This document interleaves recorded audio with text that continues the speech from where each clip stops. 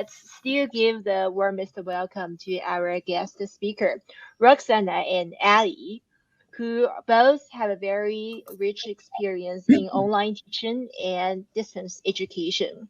So let me give a little bit background of our presenter today. Roxana teaches mostly on the master level courses at Sunny Empire State College, which is fully online, and Ali is teaching at the doctoral level courses that has a hybrid mode, also at Sunny Empire State College. Today, the topic they are going to present to us is the power of synchronous sessions in online graduate analytical thinking courses. They are looking at this topic from social capital and community building perspectives. I guess over to you, Roxana. Let's start your presentation. I'll be taking the questions. Thank you so much, Gabriel. And again, my colleague can hear everything, so he can type answers in the chat box.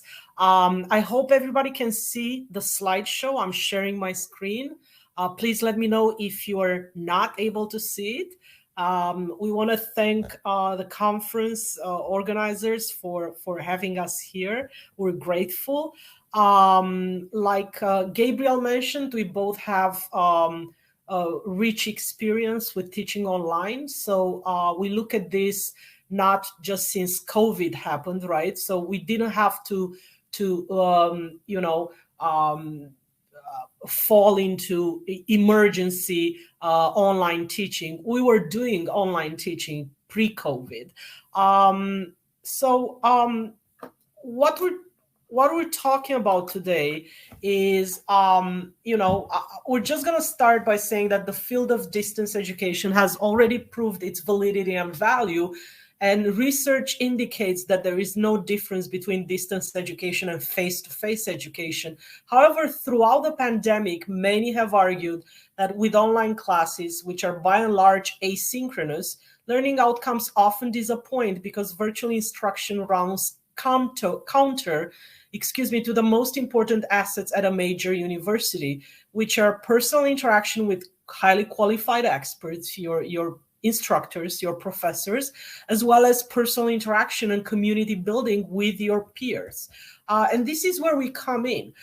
We bring social capital theory and Bourdieu's work on the sociology of education in the often misunderstood narrative of online learning, which is seen as both an isolated and deeply isolating experience.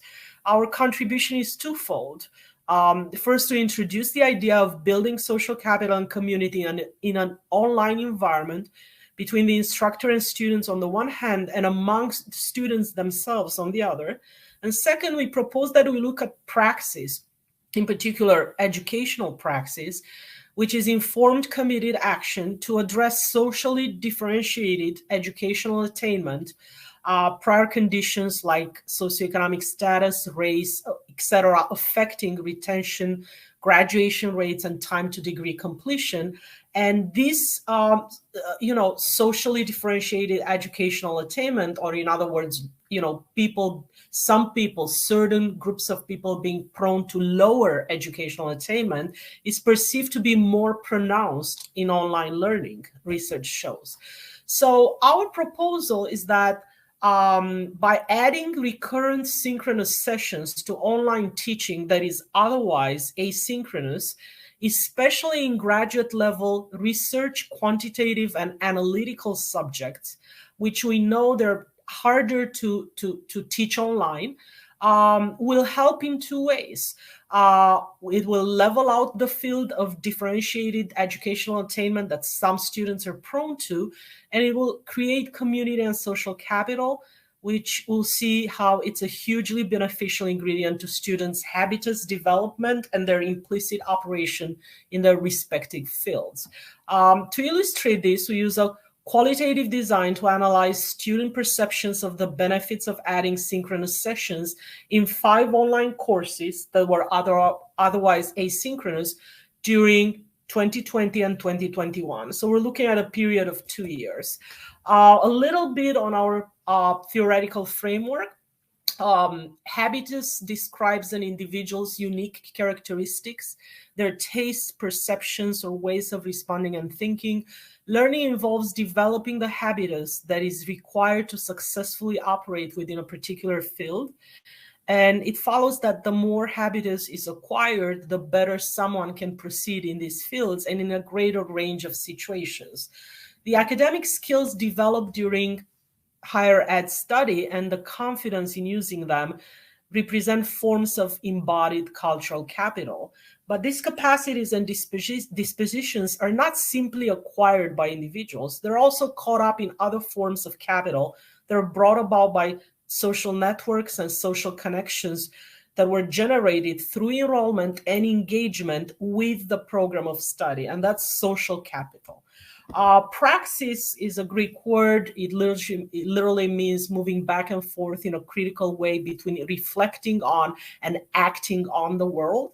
Educational praxis, which is what we're interested in, is morally informed and committed action that helps to shape social formations and conditions, implicitly affecting how one acquires their cultural and social capital, and ultimately how their habitus is developed and further refined. Why is this important, what we're looking at? Well, emotions play a major role in online learning. We know that. And we also know that the online learning context is robust enough to allow for caring relations to emerge at an even deeper level. And I cannot overstate that, than that experienced in face-to-face context. So we figure that if we can help instructors and students to build social capital and community online, we can help further dispel the myths and misconceptions that surround online education.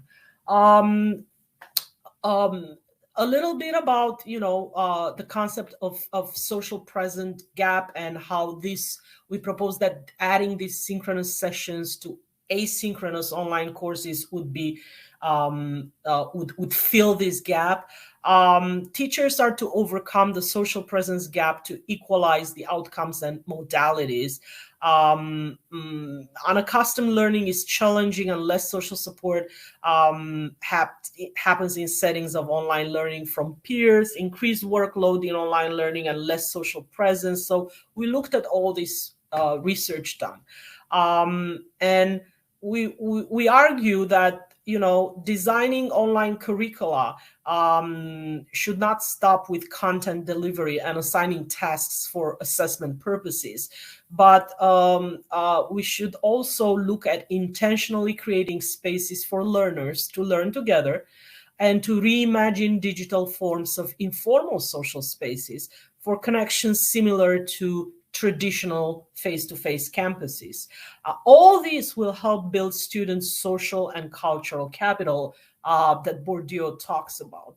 A little bit about the advantages of synchronous teaching and learning added to otherwise fully asynchronous online courses. Needless to say, it brings instructors and learners to a real-time environment. It doesn't really matter whether you're face-to-face or virtually. All it matters is that you're live and it's not asynchronous, right? You get instant feedback, real-time responses to questions that may otherwise accumulate in the learner's mind if they receive a video in an asynchronous environment. It eases the process of cooperative learning. Learners have the choice to prioritize their learning. If it's well used, it promotes clear communication among students and between the instructor and students. All parties involved get immediate feedback. Ideas emerge quicker than in an asynchronous environment. Generally speaking, clearly it's more of a dynamic form of learning. Of note is that we argue that synchronous sessions added in online courses are the cornerstone of a pedagogy of care.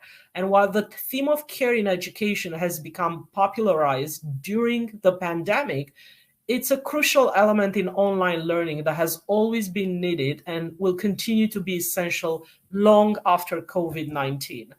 A key part of a pedagogy of care is listening to students and engaging in open and authentic dialogue, particularly marginalized and disadvantaged students who are struggling with the compounded effects of inequities that already exist in educational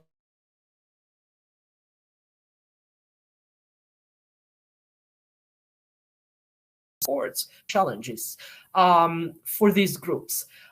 This, we argue, cannot be done without adding regular synchronous sessions, especially in research and analytical subjects taught at the graduate level. Synchronous sessions also help incorporate learner diversity and agency into the online learning processes, as well as an understanding of students' skills, support, and learning materials that empower rather than reinforce existing inequalities. So in this way, it works towards a mutually supportive framework that will carry our pedagogic work into a more equitable future. And a little bit about strategies of how to, when we say adding synchronous sessions, we don't mean someone just lecturing on Zoom, one way. We really don't mean that. Quite the opposite. We want these sessions, and we think of these sessions as something very dynamic, interactive, with a clear agenda. So this is not, again, emergency remote education, right? That had to be moved online. We're talking about an environment of distance learning that with online courses where we're introducing these live sessions. And to a little bit of background for this study, we're both professors at SUNY Empire State College. This is a college of the State University of New York. It's a public university with campuses and learning hubs in different regions of New York State. It educates more than 16,000 students a year. For the most part, courses are developed and delivered using asynchronous online modes, and we offer and we pride ourselves with offering an individualized and independent pathway for learning, meeting the needs of adult or non-traditional students who have full-time jobs, families, responsibilities, etc., and want to get a graduate degree with us, for example, and they don't have the time to go to a traditional campus. And we've been doing this for 50 years. So we're quite, we've been in the business for a long time. Courses are fully developed for students with clear instructions for formative and summative assessments. So there's a lot of, pedagogy, of strong pedagogical core that goes into designing our online courses. Again, we don't just move lectures that we'd be doing face-to-face to an online environment. It takes quite a lot of work.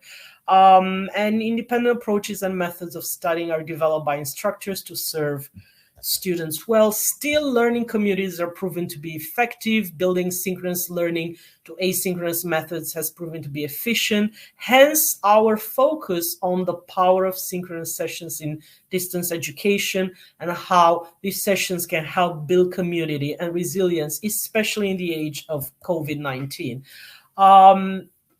This is, we have, forgive me, a few slides here about our methodology. We used a multiple case study approach to analyze online graduate level courses spanning different student backgrounds from 3 master's programs, and we list them there: social and public policy, community and economic development, work and labor policy, and 1 doctoral program where my colleague Ali is teaching, and he's also the director of the doctorate in higher education, leadership, and change. We introduced regular sessions, live sessions, for the past 2 years, right?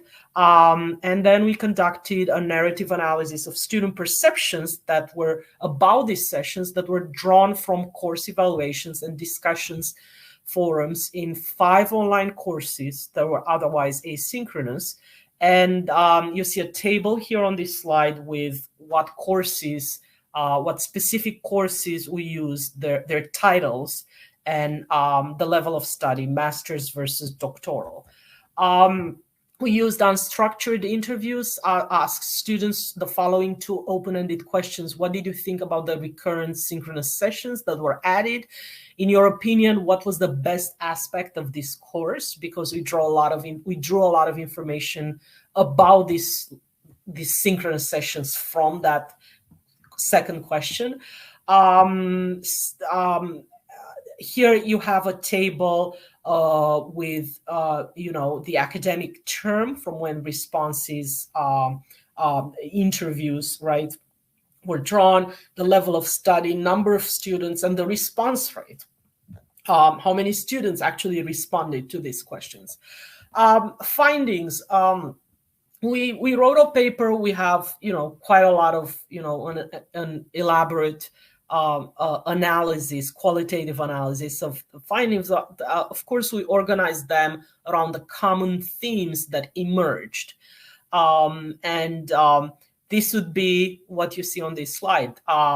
What students felt about these synchronous sessions were that they were providing a high level of supportive learning and of understanding of difficult material. They were indeed social presence gap filling. It provides students with an incredible sense of community and belonging. They're interactive and provide an interactive and engaging environment. They're empowering students, and they're connected to a pedagogy of care. And again, all this comes from student quotes. It's helpful for students. A surprising finding for us, these sessions proved to be helpful for students with learning disabilities. While we're not aware of the exact number of students with these disabilities in our courses, the data we collected relies on, students self-identifying as such, while mentioning how helpful these live sessions were to them. These sessions were also especially helpful for students who struggle more than others, because in students' words, they added a layer of support. We want to remind you that our programs, perhaps not remind you because we did not mention this earlier, sorry, but our programs do serve a large population of students who are on financial aid. So this may suggest that many of our students are likely to be prone to socially differentiated or lower educational attainment. And our findings indicate that students who generally struggled more than others found these sessions the most helpful in their learning process and progress, because they added this extra layer of support to their independent, right, other asynchronous learning. So it was more like, tutoring, not just taking a class, getting that tutoring they needed. And they weren't getting it just from asynchronous online courses. We have a few slides with excerpts from students' comments. They just speak to how much students appreciated the FaceTime, the lifetime, how it helped them bond, tremendously helped them bond as a community. We want to be careful that, there's other ways that research has proven that can help with building community, right, and having a sense of belonging, such as group projects, right, for one. Or students organizing themselves, right, in a community outside the course. So we're not arguing that this is the only way. We're arguing that this is one very effective way of doing so. And that's what students say. That also, they speak how asynchronous, serves them well for their lifestyles, but it can also feel so lonely and isolating, and how you actually need support and companionship when you're a student, no matter your other life needs, responsibilities. So it just, they can't speak high enough of these sessions. And again, I'm not going to read through all this because it's too much. But they mentioned how it helped them so much with clear explanations, live immediate feedback, um, you know how it's a refreshing change from the written discussions, forum discussions that other online courses do, and so forth. That it's kind of like, they follow a flipped classroom model, because you have all your material online on the learning management system, right? But then you meet live, so you give students a chance to consume everything you have online, but then you meet live, so that's like a flipped classroom model.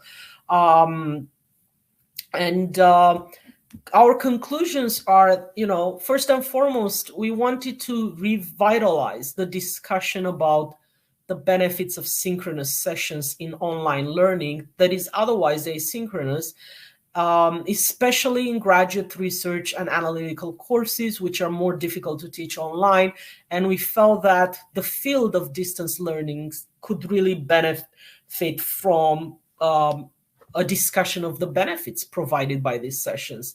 We, based on our findings, it seems that like a combination of synchronous and asynchronous seems to work better for adult learners, for students with learning disabilities, and for students who are prone to lower educational attainment because of the added layer of support. And this is what we want to call praxis, that in the end it's our job as educators to actually reflect upon, right, and adjust and change how we move forward. So in this way, we're actually helping them if we do this. So this would be our praxis and what we'd be preaching.